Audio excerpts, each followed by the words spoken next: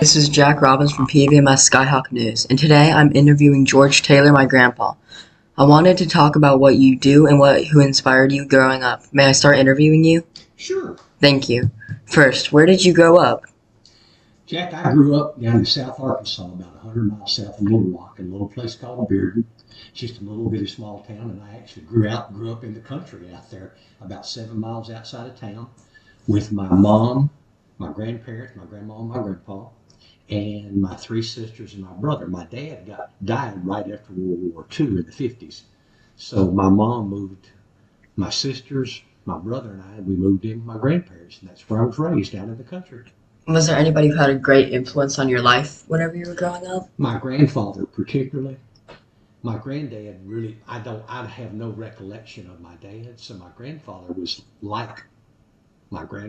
really like my dad. And my grandfather was a really, really smart guy. He grew up in the turn of the century in South Arkansas, and the only school that they had was to the 6th grade. After that, that was it. But he taught himself tons of things. He read constantly. And he ended up being a justice of the peace down there for 53 years. It was like being a lawyer. We used to hold court on my grandma and grandpa's front porch once a month. I'd sit out there and watch people come in and let my grandpa decide things and help people out and, help them sign papers and do contract and stuff. He was brilliant. He just didn't have a chance for any other education. Probably the smartest person I ever knew, I ever grew up with. The other person that really had a big influence on me was when I was going to college, was a guy named Jimmy Jones, who was a professor of mine. You probably have heard me talk about him at Henderson, and he became my best friend for 50 years. He just died a couple of years ago. But he kind of inspired me to go on and do what I did, which was go on into teaching and eventually get my doctorate and teach college. Those 2 people. Did either of them teach any lessons that you still use today? Oh, constantly. Jack, most of the stuff that you hear me say comes from one of the 2 of them. They taught me that working hard was a good thing. They taught me to believe in myself. Okay. They told me to always try to help people if you could. And they taught me to believe in God and Jesus. What job do you have and what jobs did you have? Well, growing up, I did a whole bunch of things. I worked in the sawmill for 3 years. Just common labor. I was the garbage collector in Bearden for 2 years. Every other weekend, I got on a truck and picked up garbage. So I've done all kinds of jobs. But then after I got out and got my degrees from college, I started teaching. I taught and I coached here in Little Rock and North Little Rock. And then after that, after about 10 years, I went to graduate school and I taught at Texas A&M in College Station. I got my doctorate there. Then I taught college all over Texas for the next 8 years.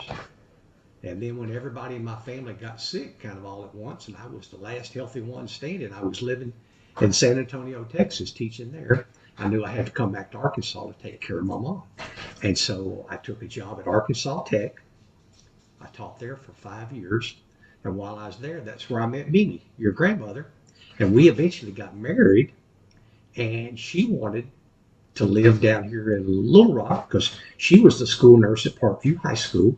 And your mom and your Aunt Kim were just finishing up school at Parkview, and they wanted to stay there.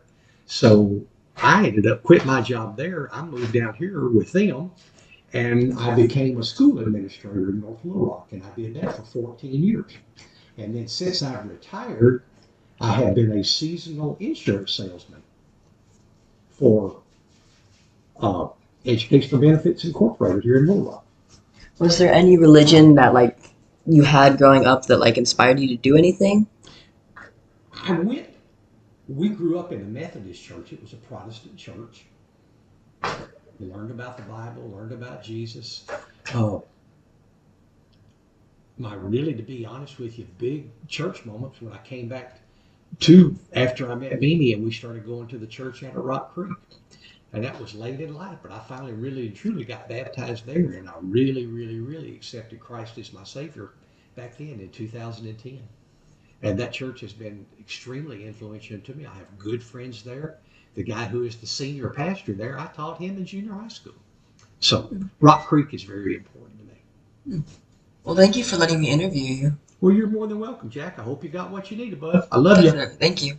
And this was Jack Robbins from PVMS Skyhawk News. But remember, don't have a good day, have a great day.